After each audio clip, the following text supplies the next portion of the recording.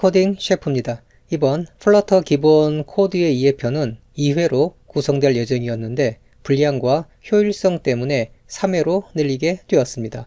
그리고 오늘 최종적으로 플러터 앱 페이지의 기본 코드를 학습하시면 여전히 초보란 딱지는 뗄 수 없겠지만 그래도 극초보 단계는 벗어나는 것이니 조금만 더 힘내셔서 이 첫 번째 관문을 잘 이겨내시기 바랍니다. 그럼 시작하겠습니다.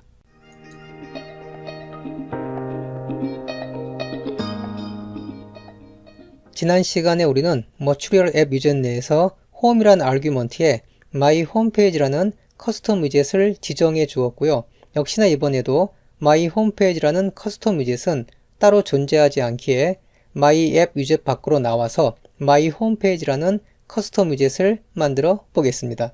방법은 지난 시간에 했던 my 앱 위젯을 만드는 것과 똑같습니다. 그런데 우선 커스텀 위젯을 만들 때에는 항상 스테이트리스 위젯으로 만들지 스테이트풀 위젯으로 만들지를 먼저 고민해 보셔야 합니다. 가령 my 홈페이지 위젯 내에 무언가 데이터를 받거나 체크박스나 라디오 버튼처럼 터치했을 때 모양이 변하는 요소가 하나라도 있다면 스테이트풀 위젯으로 지정을 해 주셔야 합니다. 하지만 이번 시간에는 간단한 문자들만 출력되는 앱을 만들 예정이니 STL이라고 입력하시고 제일 상단에 플러터 스테이트리스 위젯을 선택해 줍니다.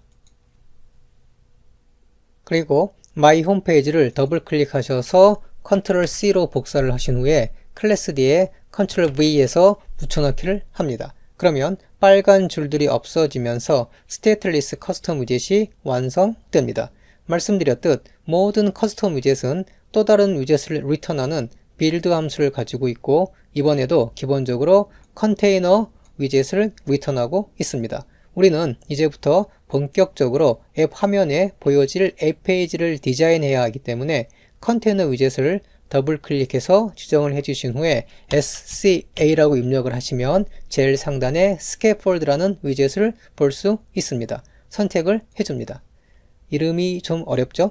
스캐폴드는 사전을 보면 교수대, 처형대 혹은 비계를 설치하다 이런 뜻부터 보이는데 사실 스캐폴드는 훨씬 더 좋은 의미로도 쓰입니다. 주로 교육학에서 쓰이는 의미인데 무언가를 혼자 해낼 수 있도록 발판을 만들어 주다 라는 의미도 있습니다. 플러터에서도 스캐폴드 위젯은 앱 화면에 다양한 요소들을 배치하고 그릴 수 있도록 도와주는 빈 도화지 같은 역할을 합니다. 만약 이 스캐폴드 위젯이 없으면 그 어떠한 요소들도 앱 화면에 배치할 수 없습니다. 스캐폴드 위젯은 정말 중요한 만큼 그 이름과 역할을 잘 매칭시켜서 기억하시기 바랍니다. 화면을 조금 밑으로 내렸습니다. 그럼 지금부터 스캐폴드 위젯 내부에서 여러가지 다양한 요소들을 추가해서 앱 페이지를 구성해 보겠습니다.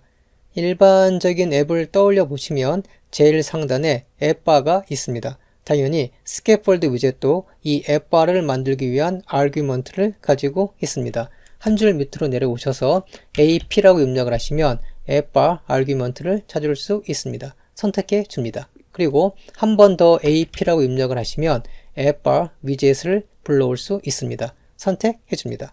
이제부터는 앱바 위젯 내에서 앱바만을 위한 모든 디자인과 기능들을 구성할 수 있습니다. 하지만 이번 시간에는 간단하게 앱바에 표시될 앱 타이틀만 만들어 보겠습니다. 앱바 위젯 내에서 한 줄 밑으로 내려오시고요. TI라고 입력을 하시면 타이틀 아규먼트를 찾을 수 있습니다. 선택해 줍니다. 그리고 한 번 더 TE라고 입력을 하시면 텍스트 위젯을 불러올 수 있습니다. 선택해 줍니다. 텍스트 위젯은 텍스트와 관련된 다양한 디자인적 아규먼트들을 가지는 위젯입니다.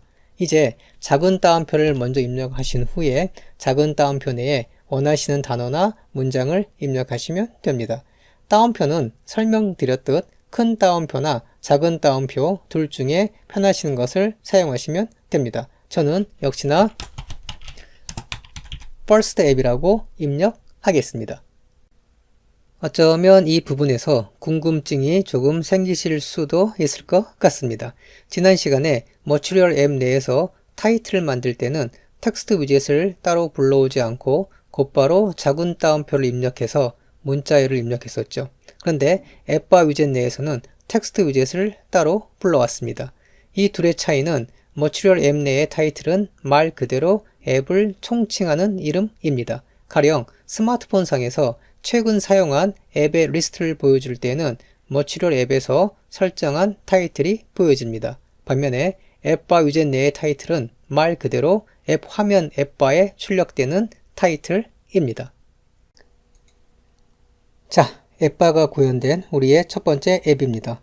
앱바를 만들었고 지금부터는 직접 눈으로 코딩의 결과를 확인할 수 있으니 에뮬레이터를 실행시켜 놓고 코딩을 진행하겠습니다.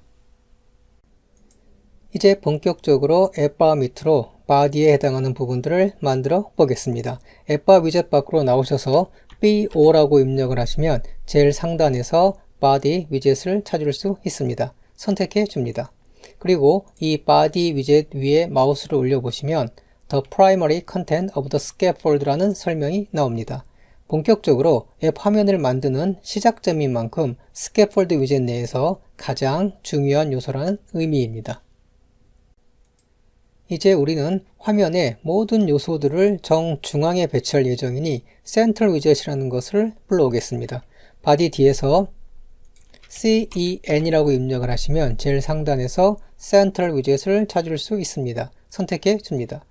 그리고 이 센트럴 위젯은 자신만의 몇몇 개의 child, 즉 자식 위젯들을 가지고 있습니다. 센트럴 위젯 내에서 한 줄 밑으로 내려오신 후에 CH를 입력해서 child 위젯을 선택해 줍니다. 그리고 child 위젯 뒤에 COL이라고 입력해서 센트럴 위젯의 대표적인 child 위젯인 컬럼 위젯을 불러옵니다. 이 컬럼 위젯은 자신의 위젯 내의 모든 요소들을 세로로 배치하는 기능을 가지고 있습니다.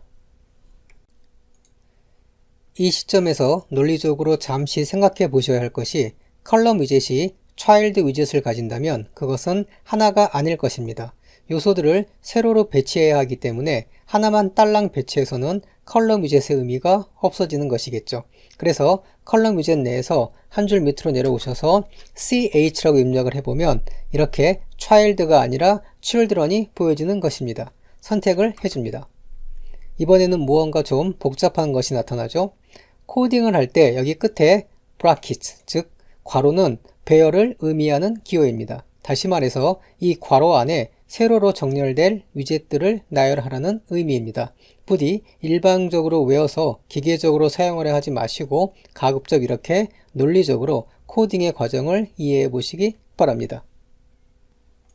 그러면 괄호 안에 세로로 배치될 텍스트 위젯 3개를 넣어 보겠습니다. 우선 한 줄 밑으로 내려오셔서 텍스트 위젯을 불러오신 후에 작은 따옴표를 입력하시고 문자열은 헬로우라고 입력하겠습니다. 그리고 텍스트 위젯을 복사해서 붙여넣기를 하겠습니다. 한 번, 두 번.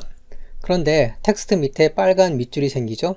플러터에서는 한 위젯이 끝나면 반드시 쉼표로 그 끝을 구분해야 합니다. 그렇지 않으면 이렇게 빨간 밑줄이 생기면서 오류가 납니다. 혹시라도 코드에는 문제가 없는데 빨간 줄이 없어지지 않으면 위젯 간에 쉼표가 잘 들어갔는지 꼭 확인해 보시기 바랍니다.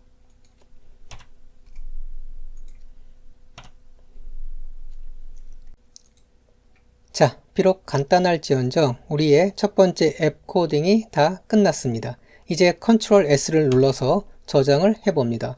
에뮬레이터에 우리가 코딩한 내용들이 즉시 반영이 되죠. 혹시라도 우리의 첫 번째 앱이 너무 볼품없다고 실망하셨다면 전혀 그럴 필요는 없습니다. 우리는 이제 그 어떤 기능과 디자인이라도 우리 마음대로 넣을 수 있도록 기본 틀을 확실하게 만들었습니다. 이제부터는 하나하나 여러분들이 원하는 기능들을 적용하기 위해서 플러터를 학습하는 일이 보다 더 즐거워질 것이라고 저는 확신합니다.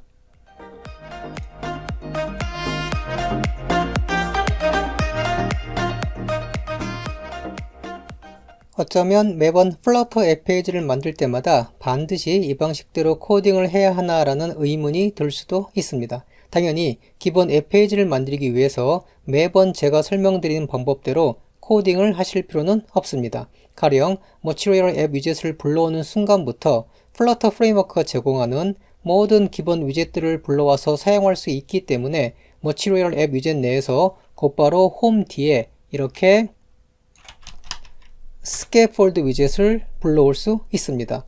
홈 위젯이 반드시 필요한 이유는 앱이 실행되면 제일 먼저 보여주는 경로이기 때문에 홈 위젯이 없으면 화면에 아무것도 나타나지 않습니다. 그래서 머티리얼 앱 위젯 내의 새로 만든 스캐폴드 위젯에서 좀 전에 우리가 했던 그대로 코딩을 해도 똑같은 결과를 볼 수 있습니다. 한번 볼까요? 이제 하단부에 있는 스캐폴드 위젯 내용을 모두 복사한 후에 나머지는 지우고 복사한 내용을 홈 뒤에 있는 스캐폴드 위젯 내에 붙여넣기를 해보겠습니다. 그리고 컨트롤 S를 누르면 결과는 똑같죠? 그럼 이런 방법도 있는데 저는 왜 굳이 다른 방법으로 지금까지 설명을 드렸을까요?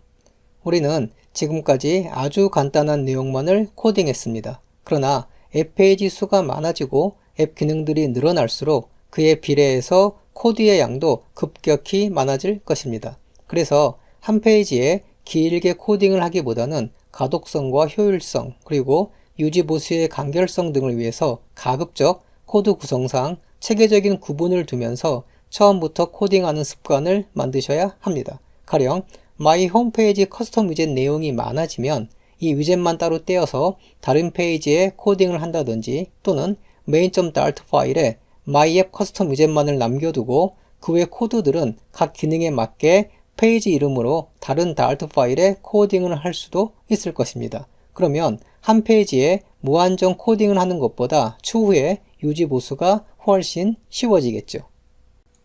이런 차원에서 플러터 극초보 탈출을 위해서 앱의 기본 페이지 구성을 이해하고 공식화시켜서 논리적으로 암기를 해보는 것을 이 코딩 셰프는 적극 추천드립니다.